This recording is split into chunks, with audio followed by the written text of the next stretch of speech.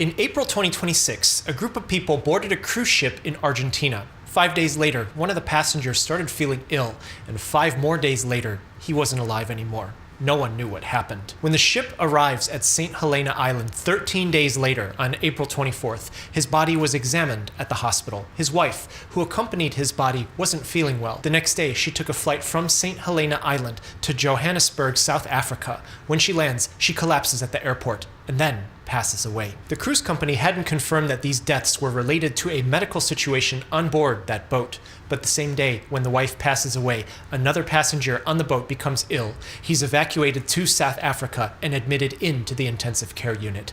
5 days later, on May 2nd, another passenger on the ship has difficulty breathing before suddenly passing away. From the patient still alive in South Africa, doctors are able to confirm that he has Hantavirus. World Health Organization is contacted, and they're able to identify 7 total cases of Hantavirus on board the ship, and including the deceased. This is a family of viruses, and it usually gets passed from animal to human, inhaling airborne particles of infected rodent droppings. But there's multiple Hantaviruses, and they're known to cause either cardiopulmonary collapse, where the heart and the lungs fail together, or they destroy the kidneys.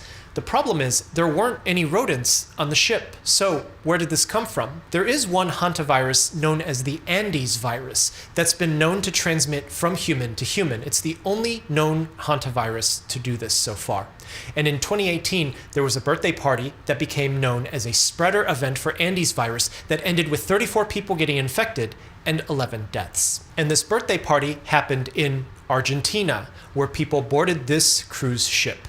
As of the time that I'm posting this, they're still confirming if it is actually Andes virus. They're contact tracing the people who are on the flight with the wife who died after landing. The doctor on board the cruise ship who would be seeing passengers with symptoms is also sick, suggesting that this could be Andes virus because human-to-human contact. Now, on the flip side, it's not that hard to get sick sometimes on a cruise ship.